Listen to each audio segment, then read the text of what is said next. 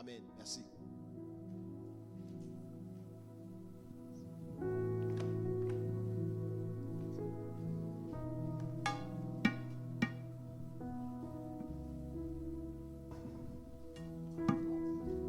Bon matin, Église.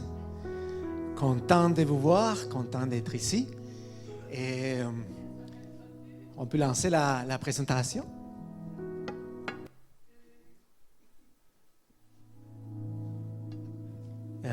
Je profite pour dire que Pasteur Nathaël vous envoie, Pasteur Valérie vous envoie des salutations. Ils seront, comme dit les annonces, ils seront à nouveau la semaine prochaine parmi nous. Mais ils passent des bons temps de vacances bien mérités. On est d'accord avec ça? Bien mérité. On prie pour nos pasteurs que tout ça passe bien. Des retours au pays, des retours dans ce bel pays, mais qu'ils terminent de passer des bons moments en famille là-bas en Afrique. Merci Seigneur pour nos pasteurs. J'aimerais profiter pour remercier à Dieu de nous donner une maison, un endroit physique dans lequel on peut se rencontrer, qu'on peut venir louer Dieu sans aucun inconvénient. Et je remercie aussi à mes pasteurs, Pasteur Nathaël, Pasteur Valérie, de la confiance, de me permettre d'avoir planifié, pensé ce message, de prier à Dieu, Seigneur. Et c'est une grande responsabilité d'être ici devant vous, devant ma famille, devant l'équipe des services qui était à vous remercier aussi parce que ça fonctionne bien l'Église. Chacune a sa tâche. Je remercie l'équipe des louanges. Je remercie l'équipe de la technique. Je remercie Je remercie à chaque personne qui fait possible qu'on puisse se rencontrer, que tout marche comme il marche ici à l'Église. Merci Seigneur pour ça. Écoute, je ne sais pas, avant de commencer, j'aimerais dire que la louange d'aujourd'hui, pour de vrai, c'est en regardant les louanges de l'histoire de l'Église, le Centre Québec, pour de vrai, la louange d'aujourd'hui se trouve dans les top 5, dans les meilleurs. Écoute, aujourd'hui, je vais vous expliquer parce que peut-être vous êtes en train d'écouter ces messages en audio, mais ce matin, quand on est arrivé à l'église, il avait un bruit, c'est une alarme d'incendie. Mais la bonne nouvelle, c'est qu'il n'y avait aucun incendie, c'est juste l'alarme, les bruits qui dérangeaient beaucoup, franchement. Et ça passait le temps, ça décalait un peu notre temps d'aujourd'hui.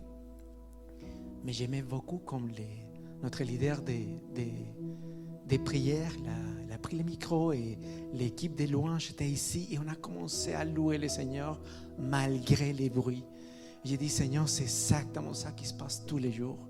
Il y a tellement de bruit dans notre tête tous les jours que parfois, c'est les bruits qui nous éloignent de toi. N'était pas évident, n'était pas facile. Je dois dire que j'étais ici, j'ai entendu les bruits et ça a commencé à monter notre adoration, la prière, jusqu'au moment dans lequel, écoute, j'ai oublié les bruits. Et dans ce moment, on a fermé s'arrêtait l'adoration un moment et on a remarqué que, wow, l'alarme s'arrêtait.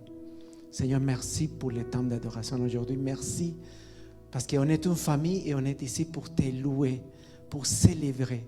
C'est une année de célébration. Écoute.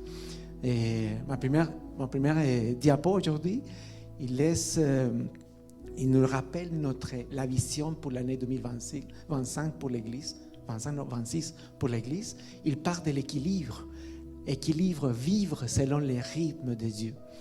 Et je veux dire que ça, c'est un sujet qui m'a touché beaucoup. Dès la première journée dans laquelle le pasteur nous a présenté la vision pour l'année, qu'est-ce que ça veut dire équilibre? Vous savez quoi? C'est un défi pour moi parce que je suis pas... Écoute, ça fait quelques semaines, je n'étais pas capable de définir bien l'équilibre et pourquoi c'est ça la vision. Mais aujourd'hui, quel mot, quelle vision pour chacune de nous. D'abord, aujourd'hui, j'espère aller commencer à approfondir un peu plus dans l'idée d'équilibre.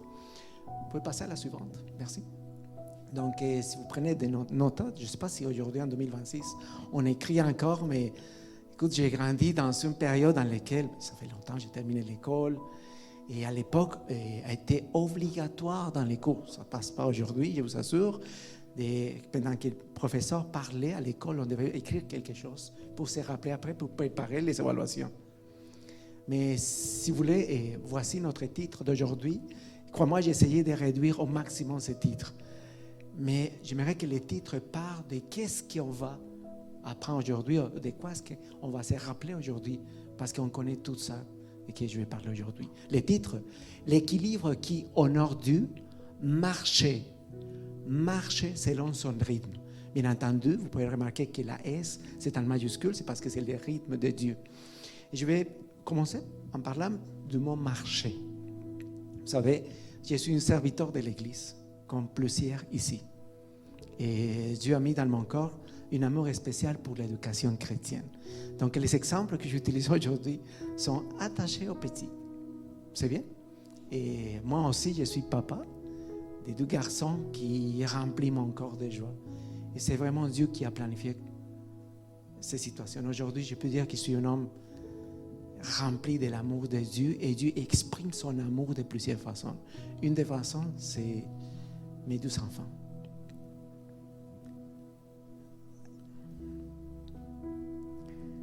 Donc, on va parler de l'importance de l'équilibre dans notre vie. Laisse-moi savoir, est-ce qu'il y a des parents ici dans la salle? Tu connais ici quelques-uns? Des parents. Des parents. Et vous savez, depuis que nous sommes petits, nous devons apprendre les avantages de rester en équilibre.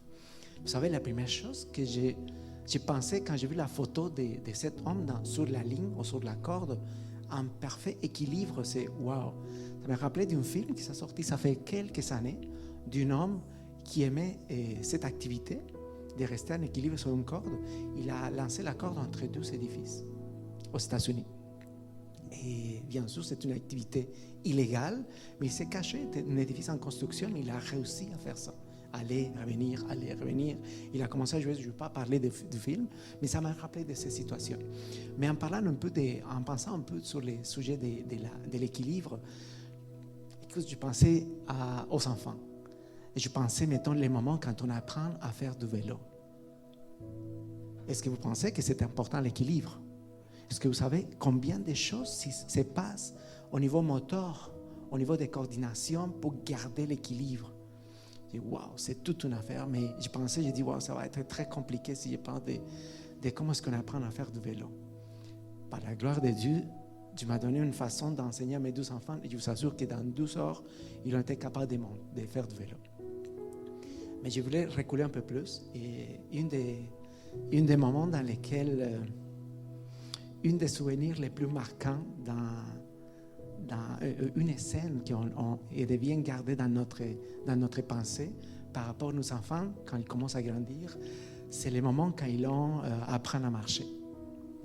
Et donc, je ne vais pas parler de faire du vélo, je vais reculer un peu plus et marcher. Bien entendu que pour faire du vélo, il faut être capable de marcher. On est d'accord avec ça? Ok, marcher. Imagine les enfants quand ils apprennent à marcher. Quel moment! Écoute, je ne sais pas si vous avez profité de ces moments-là, ou si vous avez peut-être quelqu'un dans la famille, un petit, que vous avez remarqué qu'il commence à faire des pas. Mais qu'est-ce qui se passe pour que l'enfant soit capable de marcher? Donc, de quoi? Je pense qu'on est dans les... OK. Et voilà. De quoi un enfant a-t-il besoin pour apprendre à marcher? Et je pensais à ça, Seigneur, qu'est-ce qui se passe? Parce que pour nous, les adultes, parfois, quand on connaît quelque chose, c'est plus facile de juger les autres. Mais quand on connaît une vérité, on dit, mais voyons, mets des vues et commence à faire des pas, essaye. Non, ce n'est pas évident pour un enfant.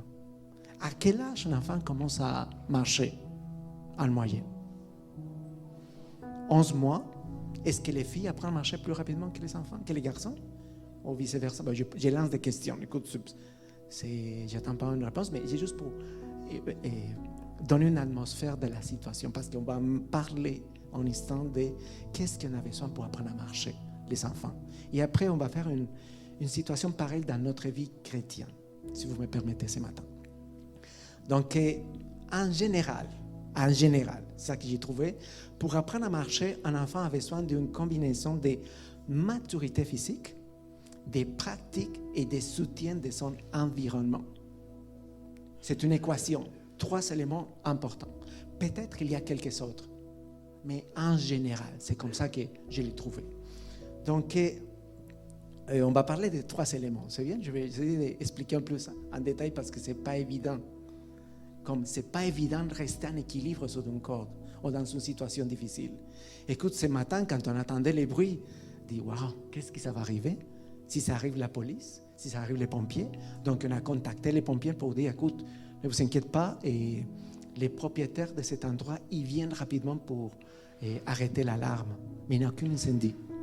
Mais pour nous faire un service avec ces sortes de bruits, je dis, Seigneur, qu'est-ce qui ça va arriver aujourd'hui? Pourquoi ça passe?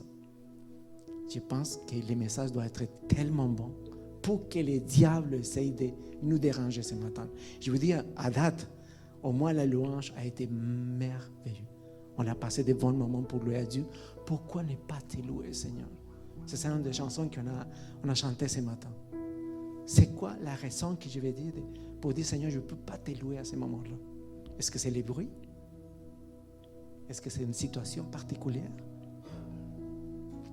Voilà. De quoi un enfant a-t-il besoin pour apprendre à marcher? Donc d'abord, il y a un développement du corps. On peut passer à la suivante. Ah non, reste ici un instant. Et développement du corps. Donc il faut penser que c'est une petite qui peut-être 11 mois. Et il y a une certaine exigence au niveau des muscles, au niveau des os, au niveau de son système nerveux, qui doit être suffisamment mûr pour maintenir l'équilibre et coordonner des mouvements. Est-ce que c'est clair pour nous tous? Il y a une certaine maturité importante dans ces muscles pour arriver à ça. Ça, c'est une première étape. On parle de maturité physique. On va aller aux suivantes, s'il vous plaît. Il y a aussi la force et l'équilibre. La force et l'équilibre. Donc, tu peux cliquer. Et je vais accompagner ma présentation aujourd'hui de quelques images, mais aussi quelques images qu'on connaît comme GIF, qui sont des images qui bougent pour m'aider à expliquer ça, parce que pour de vrai, c'est pas évident. Donc, un moment, et pour la force et l'équilibre, c'est que l'enfant doit apprendre d'abord à tenir sa tête. Si vous êtes en train d'écouter ces messages, je suis désolé que vous pouvez voir les images, mais à ce moment-là, il y a un petit qui il va lancer vers le vent parce qu'il n'est pas capable de contrôler sa tête, de tenir sa tête. Donc, il doit être capable de s'asseoir, de ramper, puis essayer de se mettre debout. Ça, c'est très, très important. Tout cela, il va renforcer ses jambes et ses troncs. On est d'accord? Donc, ça, c'est important aussi. Une certaine maturité au niveau des muscles et aussi la force et l'équilibre. Il faut que les garçons ou la fille, les enfants apprennent à faire ça pour commencer à marcher. C'est tout un processus. On peut cliquer après. Il y a un autre élément, c'est la pratique et le temps. On n'apprend pas à marcher d'une seule coupe. Ça, c'est clair. Ce n'est pas qu'aujourd'hui, à 11h45, finalement. Non, il se passe tellement de choses. Donc, l'enfant essaie, tombe, se relève et ainsi, il apprend. Et écoute, en parlant de quelle façon il tombe, pour nous, les parents, c'est très difficile, surtout avec les premiers enfants. C'est un des moments, ça, c'est une situation qui me touche beaucoup. Et je vais parler de ça parce qu'il y a des moments incroyables quand on partage la maison avec des enfants. Et les moments quand on arrive par la première fois à la maison, après l'accouchement, avec ton premier enfant, et tu arrives avec le bébé et tu dis, comment est-ce que ça fonctionne? Parce que je viens de lire des livres, je viens d'écouter des vidéos, je viens de parler à plusieurs personnes qui m'ont donné des conseils. Mais quand tu as ton enfant à la maison, tu as ta femme, ton enfant, et tu dis, waouh, ça c'est vrai. Qu'est-ce que je dois faire? À quel moment je dois nourrir? À quel moment je dois laver l'enfant? À quel moment je dois faire tellement de choses parce qu'il dépend complètement de moi, l'adulte. Donc, quand on voit les petits qui tombent, on sait que c'est important qu'ils tombent et qu'ils se relèvent pour qu'ils apprennent à faire les choses. C'est pour ça que je vais parler ce matin de la pratique et le temps qui cette activité. Et pourquoi cette activité c'est important? Pourquoi le temps et la pratique? Suivante. Une autre activité, c'est un environnement sécurisé. Écoute, un environnement sécurisé, c'est l'image en haut. On voit de quelle façon, écoute, des espaces où il peut bouger librement et sans danger. J'ai mis une image dans laquelle il y a un chat qui saute sur les bébés, il les fait tomber. Écoute, pensons à une ambiance dans laquelle cette activité de marcher, de faire les premiers pas, c'est important. Après ça, à part d'un environnement sécurisé, je vais parler d'une cinquième et dernière. C'est de l'encouragement et soutien. Et j'ai mis avant, il faut reculer avant. Encouragement et soutien. Voilà, il y a un petit corps ici.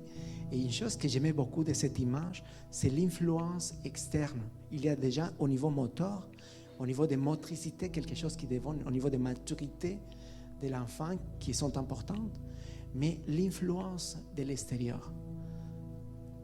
Je trouve ça, c'est une image que j'ai adorée. Ce garçon qui donne ses premiers pas, mais tu vois comme son regard est mis peut-être sur son papa, sa maman, qui est en train de l'encourager. Oui, l'enfant va tomber. Il marche, il tombe.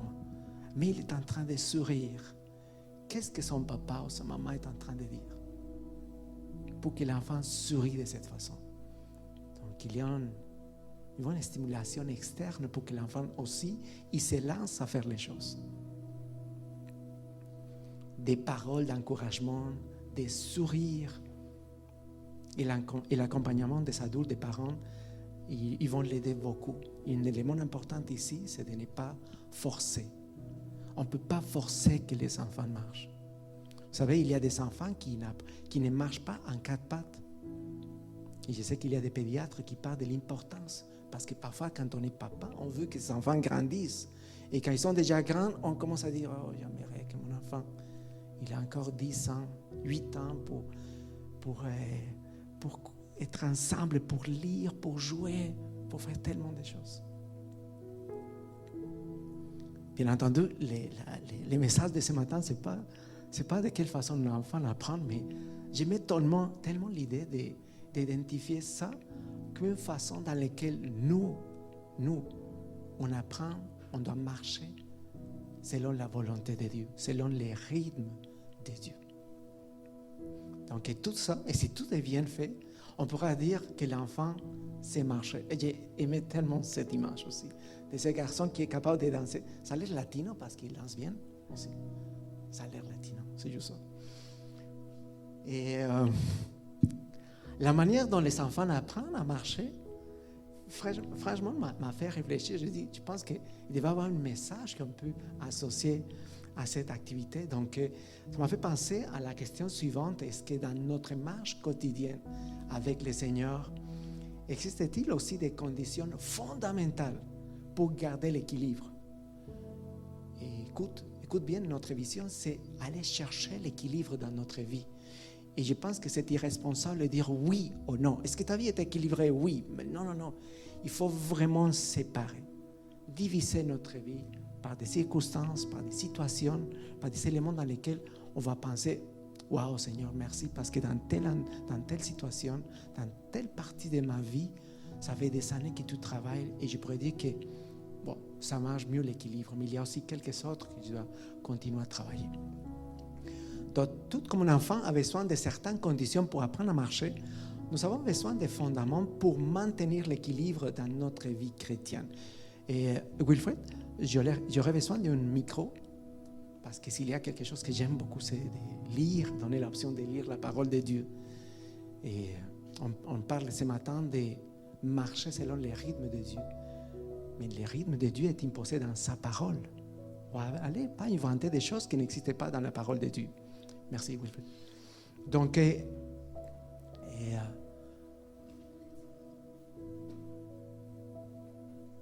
cette image, c'est peut-être la meilleure image que j'ai trouvée parce que, écoute, c'est un peu plus réel dans ma façon de voir parce que l'homme, c'est un homme qui est monté sur la corde, sur la ligne, et il essaye de garder l'équilibre.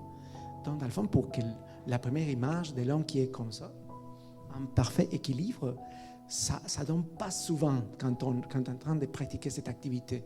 Par contre, même si l'image est statique, on peut voir que l'homme qui est monté d'abord sur la ligne ou sur la corde, et il travaille, il essaye pour rester en équilibre. C'est pour ça la position de ses jambes, c'est pour ça la position surtout de ses bras. Vous comprenez, pour garder l'équilibre. Et ça m'a fait penser, parce qu'avant de commencer à dire quels sont les fondements selon la Bible, parce que je ne serais jamais capable d'énoncer tous les fondements selon la Bible. Je vais parler de 4 aujourd'hui, mais il y a un point de départ. Numéro 1, c'est d'identifier, on parle d'équilibre. Je vais bien expliquer ces situations. C'est que on parle d'équilibre, mais je pourrais dire, mais écoute, ça ne me touche pas l'idée de l'équilibre. J'ai une vie correcte. Dans ma vie, tout marche de façon correcte. Donc, quelqu'un me parle d'avoir l'équilibre. Pourquoi ça? Donc, numéro 1, l'homme est sur la corde. Et tu peux venir un peu sur l'image? Donc, numéro 1, l'homme est déjà sur la corde. Et ça m'a fait penser, si on est déjà dans la même situation, de penser, est-ce qu'il y a des situations dans ma vie qui méritent que j'ai réfléchi par rapport à l'équilibre? Écoute, dernièrement, on a entendu parler des messages reliés à l'équilibre dans les relations. Ça, c'est un autre grand sujet. L'équilibre dans les relations. Est-ce que tout marche bien à la maison? Est-ce qu'avec ton mari, avec ta femme, la relation avec tes enfants, est-ce qu'ils marchent bien? Est-ce qu'ils sont en équilibre? Laisse-moi dire comme ça. Est-ce que dans ton travail, tu es quelqu'un qui propose des options, des réponses? Ou c'est vraiment, tu es comme mis de côté parce que te mettre en relation avec les autres, c'est une situation compliquée. L'équilibre dans les relations, l'équilibre dans les priorités. Est-ce que dans ta vie, il existe des priorités? Est-ce que savez-vous que pour nous les chrétiens, Dieu a établi des priorités? Est-ce qu'elles sont équilibrées dans ta vie? L'équilibre dans la gestion des biens. Des biens, ça veut dire Dieu nous a donné beaucoup de choses. Est-ce que je suis un bon administrateur de ce que Dieu m'a donné? L'équilibre aussi. On a entendu dernièrement notre pasteur parler dans l'invitation pour les bootcamps. Est-ce que l'équilibre entre le corps, l'âme et l'esprit? Est-ce qu'il y a d'équilibre dans les sujets de ton corps, ta façon de manger, l'exercice, la façon qu'on est en train de garder, faire attention à notre corps? Est-ce que c'est un équilibre, ce sujet-là? L'équilibre par rapport les émotions. Écoute, c'est difficile, mais parfois on voit des personnes qui résoudent sa vie avec des émotions, ils prennent des décisions. Waouh, c'est compliqué ça. Donc, est-ce que quand on parle d'équilibre, on doit aller chercher chacun de ces aspects? Les émotions, très important. Donc, je voudrais dire que dans notre vie chrétienne, nous avons besoin d'un point de départ. Un point de départ. Un commencement qui nous permet de reconnaître qui nous sommes avant de marcher avec le Seigneur. Je remercie à Dieu énormément pour les temps à l'église. Mais avant de se lancer à adorer quelqu'un que je ne connais pas, il faut que je le fasse le Seigneur de ma vie. Et c'est ça que je parle comme point de départ. Je pense qu'on se connaît déjà. Écoute, je vois, et aujourd'hui particulièrement, je pense que je vous connais. On se rencontre souvent. On se rencontre à chaque dimanche et aussi on participe avec chaque activité qui organise l'Église. Mais il y a un sujet que j'aimerais que vous gardez pour vous, mais surtout pour les personnes qui sont autour de vous. Gardez bien ces passages dans la Bible. Donc d'abord, les points de départ. Les points de départ, ça nous oblige à penser, êtes-vous un fils, une fille de Dieu? Est-ce que Jésus est-il le Seigneur de votre vie? Et finalement, à qui appartenez-vous? Parce qu'on ne peut pas louer quelqu'un qui n'est pas le Seigneur de ma vie.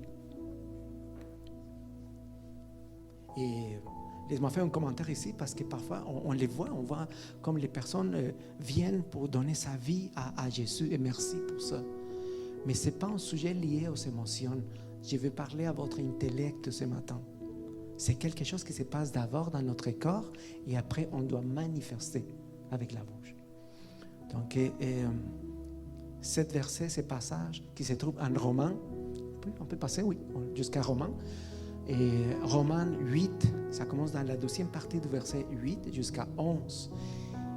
Écoute, s'il y a quelque chose d'important aujourd'hui, gardez les versets numéro 9. Ça, c'est important. Apprends par corps et gardez-les. Parce que ça fait partie de vous, mais ça fait partie de toutes les personnes autour de vous. Il a dit, la parole est près de toi, dans ta bouche et dans ton cœur. Or, c'est la parole de la foi que nous prêchons. Verset 9.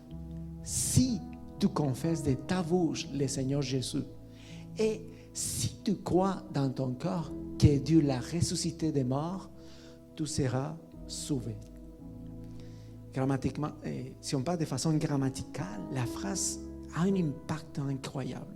Si, il est en condition, ce qu'on antécédent, en conséquent. Si quelque chose, alors ça va produire quelque chose d'autre.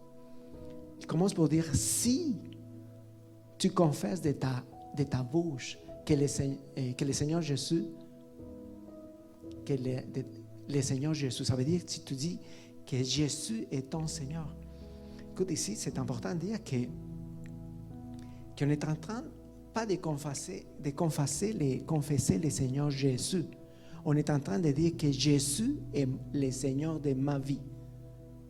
Vous comprenez ça que j'essaie de dire? C'est pour ça que c'est très puissant.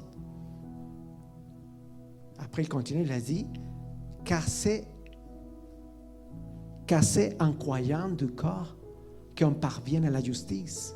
Et c'est en confessant de la bouche qu'on parvient au salut, selon ce que dit l'Écriture. Quiconque croit en lui ne sera point confus. Quel puissant de ces versets. Parce que pour que quelqu'un dise, ok, je suis chrétien, je suis un enfant de Dieu, Jésus est le Seigneur de ma vie, il faut qu'il fasse au moins deux choses. Qu'il les croit dans son corps, qu'il croit dans son corps que Dieu l'a ressuscité des morts, et ça c'est pour nous. Et numéro 2, qu'il confesse de sa bouche. C'est pour ça qu'il faut les dire. C'est pas qu'il faut les penser. Ah, ok, je pense que... Non. Il faut qu'il les dise. Est-ce que c'est clair pour nous? C'est pour ça que ce verset, c'est très, très, très important. Donc, la Bible nous montre aussi plusieurs principes essentiels qui nous aident à marcher fermement devant Dieu. Et, on peut faire clic. Donc, une fois que vous êtes déjà sur la corde, on ne peut pas descendre. Vous comprenez? On ne peut pas descendre, ni retourner à l'arrière. Tout ce qui reste, c'est de chercher l'équilibre. Et j'aimais cet enfant, je ne sais pas qu'est-ce qu'il a trouvé, mais il a retourné rapidement. On n'a pas le droit de faire ça. Seigneur Jésus, tu es le Seigneur de ma vie. Ma vie t'appartient. Qu'est-ce que je dois faire pour marcher avec toi? C'est ça que je dois faire. On peut passer. Donc, on va étudier aujourd'hui 4 principes essentiels qui vont nous aider à marcher avec notre Seigneur, avec Dieu. Le premier, c'est le fondement de la parole. Tout comme l'enfant fortifiait ses jambes progressivement, les chrétiens fortifiaient sa vie par la parole de Dieu. La lire, la méditer et l'appliquer nous donne la direction et stabilité. Et il y a un verset qu'on entend souvent, le pasteur l'utilise beaucoup dans les messages. Et pour de vrai, ça vaut la peine de donner une image à ce passage. Il se trouve en Psaume 119, 105. Ta parole est une lampe à mes pieds, est une lumière sur mon sentier. Écoute, avant, je pensais que c'est une lampe qui met en lumière tous les chemins que je vais parcourir. Aujourd'hui, je vois que c'est vraiment une lampe qui allume chacun de mes pas. Seigneur, aujourd'hui, je vais faire ça. Aujourd'hui, je vais faire tel autre. Et c'est le Seigneur qui met en lumière ce passage, cet chemin pour lequel je vais traverser. Psaume 119, 5. Lire la parole de Dieu. Écoute, quand on voit la parole de Dieu, j'aime beaucoup l'exercice de porter la parole de Dieu à la fin du mois pour faire l'exercice d'aller chercher et lire la parole de Dieu en papier. Je veux dire que je ne le fais pas souvent, je le fais beaucoup plus dans mon cellulaire et chercher à aller dans quelques langues et aussi dans quelques versions pour être certain que j'ai bien compris. Mais quel bon exercice, lire la Bible, aller chercher qu'est-ce qu'il a dit, de quoi est-ce qu'il parle. Prenons le temps de lire la Bible, lisons-la pour grandir en compréhension et en sagesse. On peut observer là-bas des situations des personnes, sa façon d'agir devant des situations qui peut-être sont semblables à de notre situation, ou peut-être pire. Mais c'est important d'apprendre des autres aussi. Comment est-ce qu'ils ont géré ça? Qu'est-ce que Dieu parle? De quelle façon Dieu parle par rapport à telle ou telle situation? Laissons de côté notre compréhension humaine et cherchons mieux qu'est-ce que Dieu dit sur telle ou telle situation. Je pense que c'est vraiment plus sage de faire ça. Lisons-la parce que finalement c'est notre manuel d'instruction. De quelle façon on doit fonctionner. Et le deuxième, c'est la dépendance de Dieu. Et je parle directement de la prière. Au début, on a parlé des enfants. Au début, l'enfant a besoin d'être soutenu. Mais nous aussi, en tant que chrétiens, nous devons dépendre constamment de Dieu. Donc la prière nous maintient connectés à lui et nous aide à grandir ou à garder l'équilibre dans les épreuves. La prière. Écoute, la prière, il y a quelques versets, j'aimerais montrer ça, des versets qui nous rappellent que dépendre de Dieu implique de lui confier nos soucis et des prières avec gratitude. Il y a un verset, si tu peux passer, je vais commencer à rouler les micros tranquillement. Donc, Philippiens chapitre 4, versets 6 et 7, s'il vous plaît. Philippiens chapitre 4, versets 6 et 7. Ne vous inquiétez de rien, mais en toute chose, faites connaître vos besoins à Dieu par des prières et des supplications, avec des actions de grâce. Et la paix de Dieu, qui surpasse toute intelligence, gardera vos cœurs et vos pensées en Jésus-Christ. Amen. Amen. Merci, ma soeur. Écoute, si Dieu nous a dit, ne vous inquiétez de rien, est-ce que ça ne nous donne pas la paix? Je dis, Seigneur, je me stresse tellement pour telle ou telle affaire, tous les jours pour mon travail, tous les jours pour arriver à tel endroit, tous les jours pour... Et Dieu m'a dit, ne t'inquiète pas de rien, Andrés. J'ai tout organisé pour toi. J'ai des projets pour toi, mais ne t'inquiète pas pour rien. Ça m'a fait penser, c'est un verset qui me touche énormément au quotidien. Au quotidien. Il parle aussi, il a une partie à la fin qu'il a dit, et supplication avec action de grâce. N'oublions pas de prier à notre Dieu. Et oui, on peut demander. On peut faire tellement de choses. On peut les louer dans la prière. Mais aussi, vraiment, on devrait prier avec gratitude, en action de grâce pour tout ce qu'il a fait pour nous. Merci Seigneur. Il y a un autre verset, en Proverbe 3, 5 et 6. Merci. Ne vous inquiétez pas, il y a beaucoup de versets. Il y a des versets aujourd'hui. Merci. Confie-toi en l'Éternel de tout ton cœur et ne t'appuie pas sur ta sagesse. Reconnais-le dans toutes tes voies et il aplanira tes sentiers. Et ne t'appuie pas sur ta sagesse. C'est très important. Oui, Dieu nous permet d'apprendre des choses, mais cherchons avant Dieu. La véritable dépendance signifie ne pas se fier uniquement à nous-mêmes, mais à la guidance de Dieu. Merci Seigneur pour ça. Il y a un autre passage en Matthieu 7, chapitre 7, versets 7 et 8.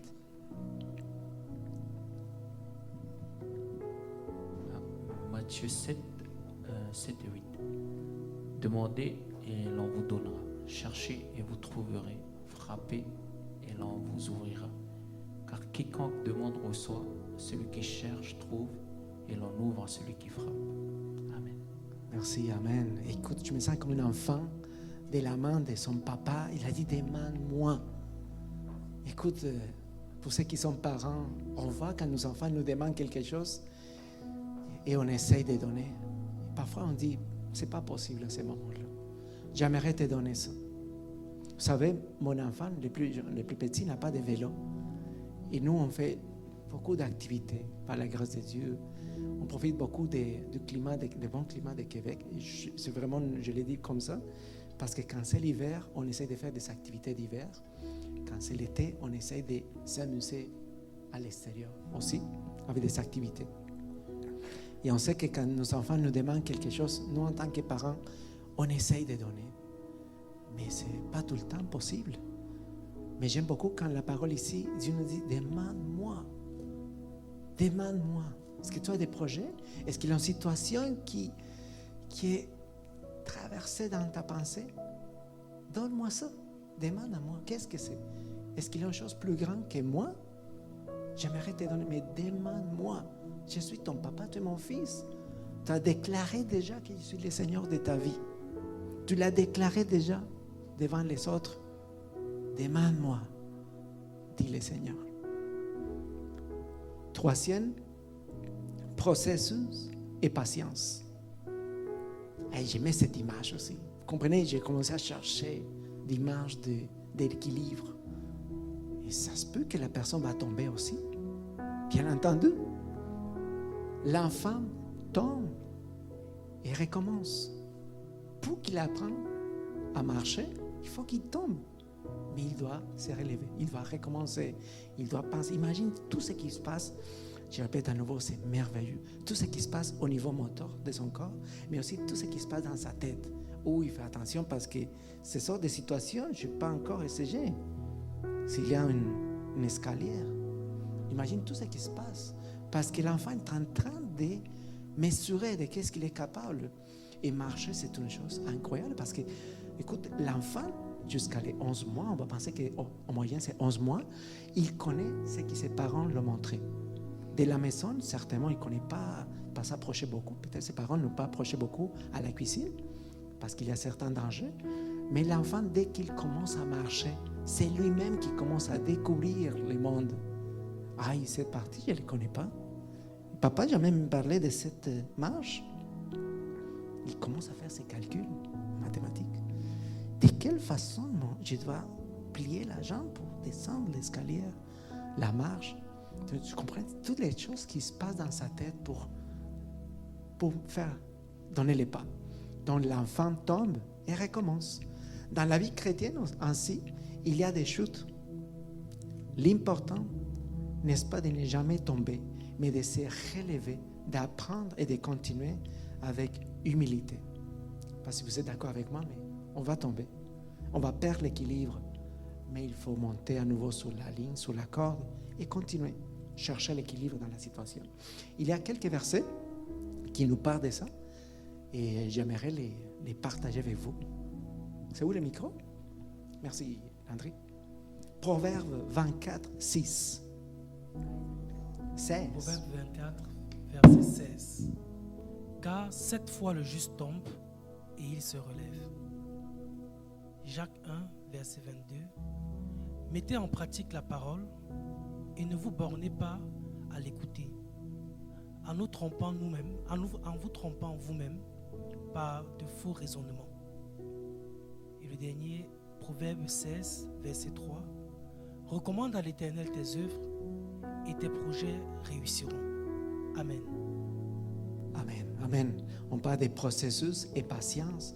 Et comme dans la Bible, clairement, Dieu nous appelle à faire attention à ça, de ne pas laisser tomber. Écoute, aujourd'hui, possiblement, on a été plus facile de dire, OK, le service d'aujourd'hui est rapporté pour la semaine prochaine parce que les bruits de l'alarme. Et écoute, quand notre leader des prières, il a pris le micro, il commençait à adorer le Seigneur. Merci. Merci pour l'équipe qui était ici pour jouer la musique, pour nous rappeler l'importance que malgré la situation de ce moment-là, on est ici parce qu'on est assoiffé de notre Seigneur. Laisse-moi partager une situation et à ce moment-là qu'on voit les Jeux olympiques. Quand on voit ça, on voit la performance. La performance de ces personnes-là qui font les sports d'hiver. Mais on voit pas tous les processus. On voit seulement comme ils sont capables de faire tous les mouvements. C'est incroyable sa performance. C'est incroyable que les corps, après l'entraînement, ils soient capables de faire ce qu'ils font. C'est merveilleux, c'est merveilleux. Donc, j'aimerais partager avec vous, je pense que le temps va le permettre, une situation. Pensez-vous que si je demande à Dieu de gagner une marathon, laisse-moi mettre ça dans un sport plus proche à nous, la course. Pensez-vous que si je demande à Dieu de gagner une marathon, va-t-il me donner directement une médaille d'or? La réponse, c'est non. Oui, il nous dit, demande-moi. Mais Dieu connaît qu'est-ce que c'est le plus convenable pour nous. La réponse, c'est nous. Il ne va pas nous donner la médaille d'or directement. Mais il me donnera des chaussures à ma taille et peut-être de ma couleur préférée, mais il me laissera courir. Parce que c'est à moi de faire la course. Il va être avec moi. Mais il ne peut pas venir et dire, tiens la médaille tout de suite, gardez-les. Non, il faut s'esforcer. C'est vrai? Un enfant qui tombe plusieurs fois, mais qui continue de se relever, finira pour marcher et il découvrira un monde nouveau. Non plus porté par ses parents, mais marchant par lui-même. J'aimerais raconter une histoire courte. Je vais essayer de faire courte cette histoire. Et à l'âge de 11 ans, j'ai connu par la première fois une piscine. Ça a changé ma vie. Ça a changé ma vie parce que j'ai rêvé beaucoup dans ma vie et j'ai rêvé toujours de voler. Écoute, j'étais Superman, j'étais tous les super-héros qui sont capables de voler, il n'y en a pas beaucoup, mais dans mes rêves, parfois je me réveillais parce qu'il y avait tellement d'émotions et tellement de réels les rêves. Je sentais le moment dans lequel j'ai tombé, le moment dans lequel j'ai tourné dans les airs, la vitesse, d'un moment à l'autre, j'ai commencé à contrôler la vitesse. Dans ce moment à l'autre, ça m'a pris beaucoup de rêves, je vous assure, à apprendre à arrêter. Oh, c'est très compliqué, j'ai tombé plusieurs fois dans mes rêves. Ça, c'est vrai. Mais à l'âge de 11 ans, j'ai connu par la première fois une piscine, même si dans mon pays, il y a plusieurs piscines, mais on n'a pas vraiment les moyens pour aller. Et c'est une sortie en famille.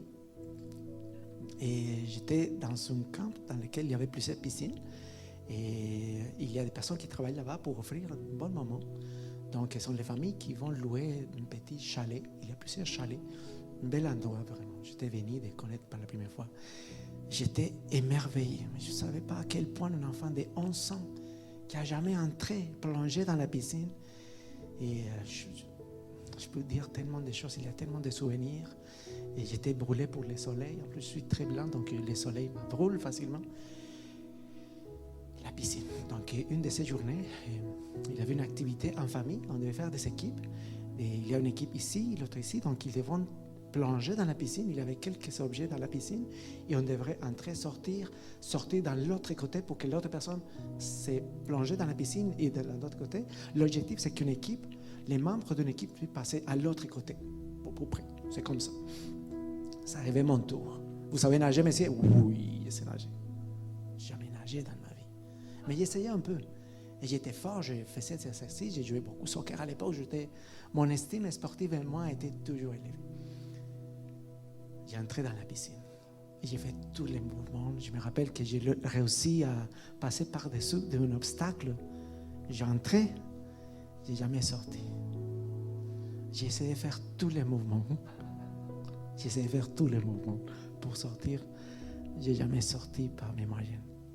J'ai perdu connaissance. Et après un moment, il y a quelqu'un qui dit, mais pourquoi Andrés ne sort pas? Donc, une personne de ma famille l'a plongé rapidement, ils m'ont sorti. C'est ça qu'ils m'ont rencontré après parce que j'ai perdu connaissance.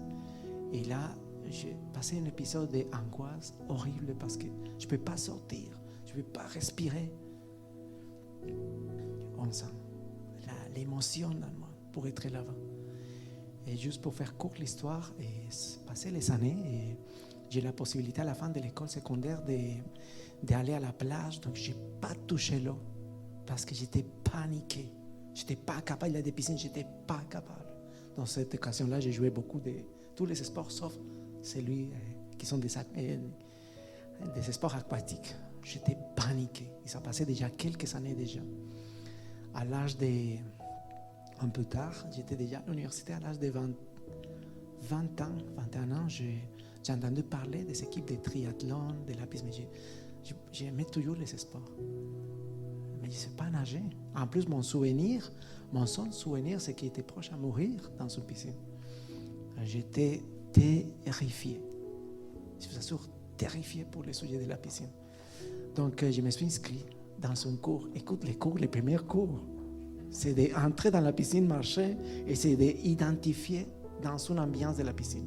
Même pas flotter. J'ai commencé les premiers niveaux. J'étais déjà, 21 ans sans savoir nager. Et j'ai fait les premiers niveaux, j'ai réussi. deuxième cours et flotter.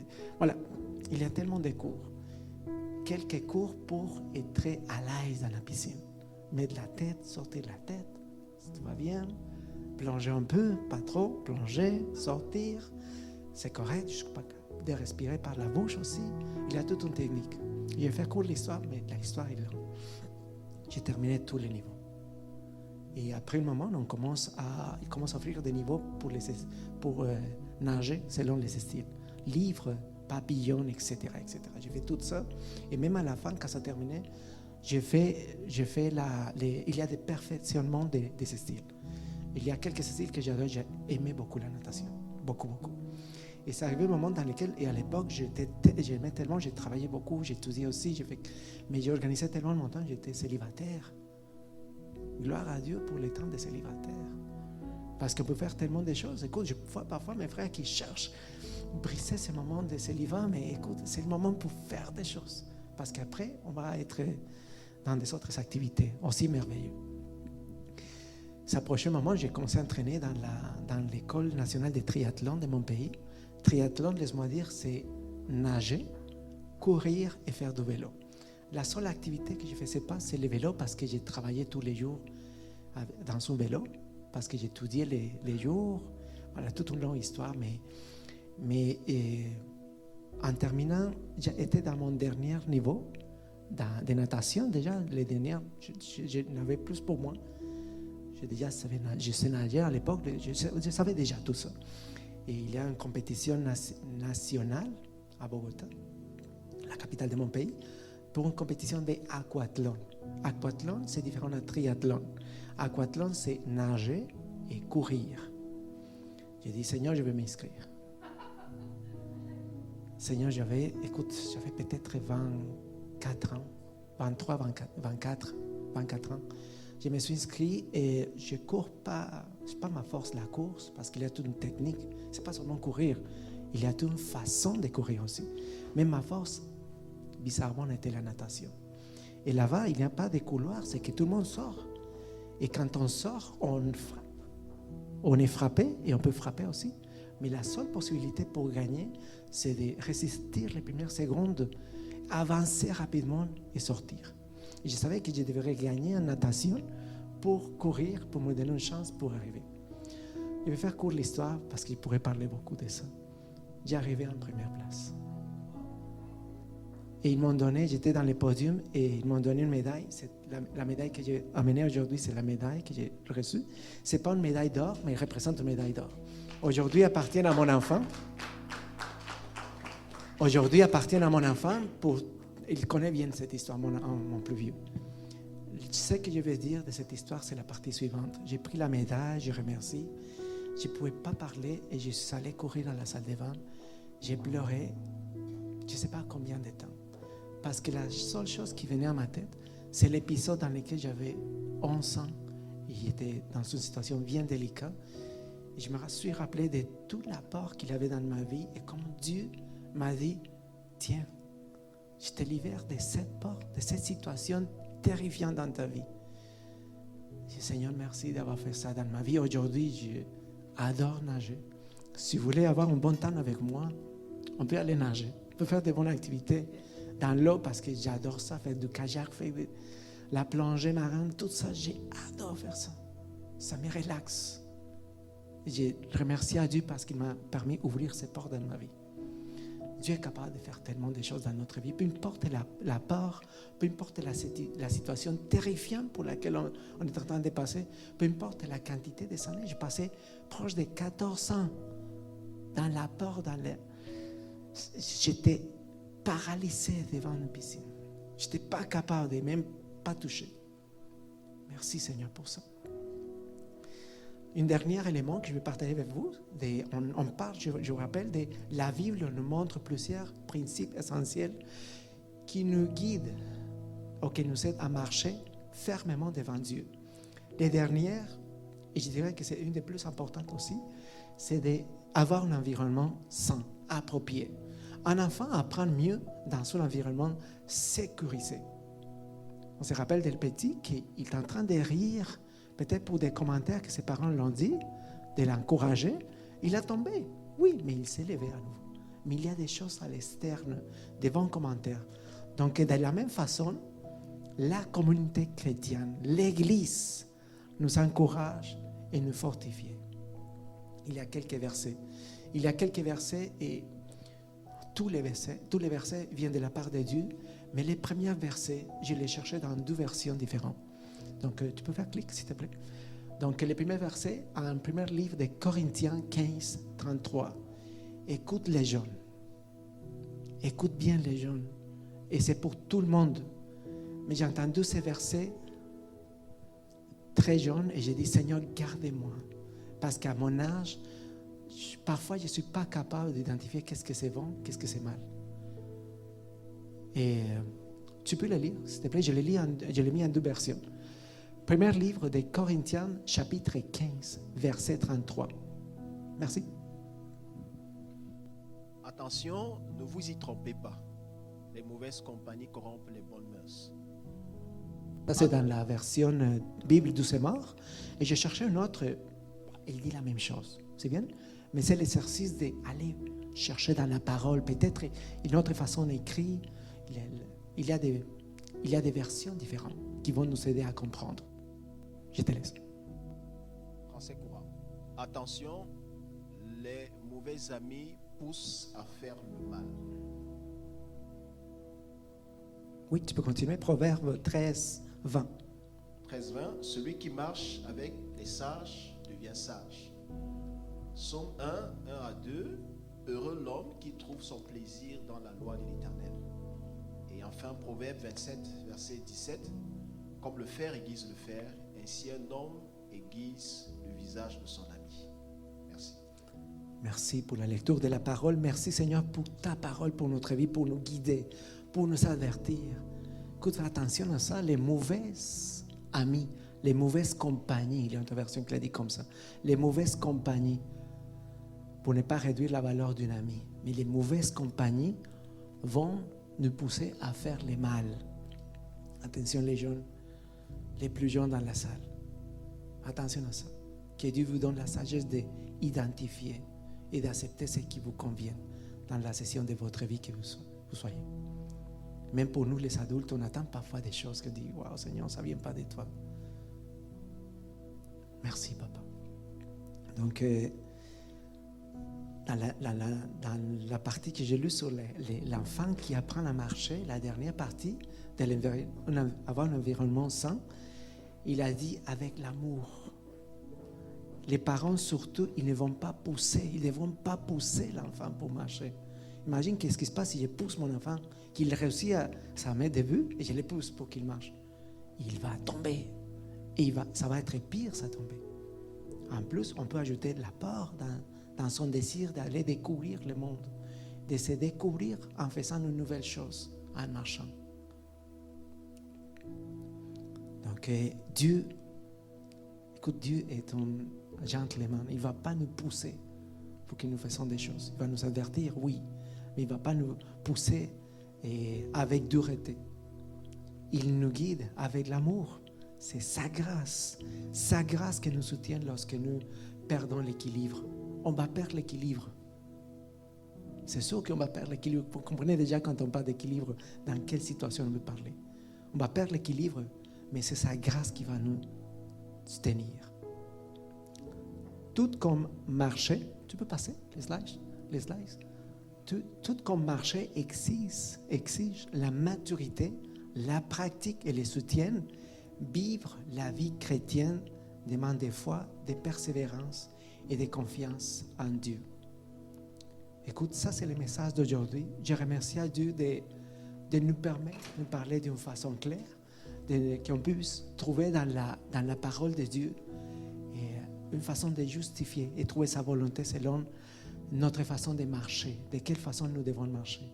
La prière, lire la parole de Dieu, venir chercher une église et de se rencontrer pour s'encourager, pour s'aiguiser. S'il y a un mot que j'aime, franchement, dans la vie chrétienne, c'est de s'aiguiser. Et pour s'aiguiser avec quelqu'un, il faut s'approcher, il faut identifier. Il y a des personnes dans l'église, écoute, peut-être des personnes qui ne le savent pas, parce que ça se peut que je devrais le dire plus souvent. Mais il y a des personnes que j'apprécie énormément dans l'église. Beaucoup, toutes les personnes. Mais il y a des personnes qui me touchent énormément. Madame, quand il parle, il se lève, il donne des témoignages. Il a dit, cette semaine, j'ai parlé, j'ai dit, Madame Bolu, bien sûr. Cette semaine, j'ai pris le courage, j'ai parlé dans l'autobus. Cette semaine, j'ai pris le courage, et malgré les moins 30 degrés, j'ai parlé à telle femme. Waouh! C'est très encourageant. Merci de nous partager ça. C'est un trésor pour moi, ce que tu fais. Parce qu'il m'a, effectivement, Dieu le mérite, mais Dieu nous donne la possibilité de le faire. Edmond, je t'apprécie énormément, mon frère. Tu es mon frère, j'aime beaucoup ton attitude humble, Edmond. C'est incroyable ce que tu représentes pour moi. Toutes les personnes à l'église, les familles ici, je vois notre famille, maman Sarah et Michael, sa façon, son amour, ses enfants, sa disposition au service. Seigneur, merci. Merci de nous permettre de nous aiguiser les uns et les autres, de nous rencontrer à l'église, de faire le travail. Merci à tous les serviteurs de l'église. Écoute, aujourd'hui, il n'était pas évident. Mais merci parce que chacun a fait son travail pour qu'on vienne profiter du message. On vienne profiter d'une louange à notre Seigneur et de dire merci, Seigneur, d'être le Seigneur de notre vie. J'ai rien pour te proclamer devant tout le monde. Pourquoi pas te louer, Seigneur? Pourquoi pas te louer aujourd'hui? Je vous souhaite une très bonne semaine de la part de Dieu. Que Dieu vous montre aussi peut-être dans quelle situation vous devez faire attention pour rester en équilibre. Que Dieu vous bénisse. Dieu nous aime énormément. Bonne semaine.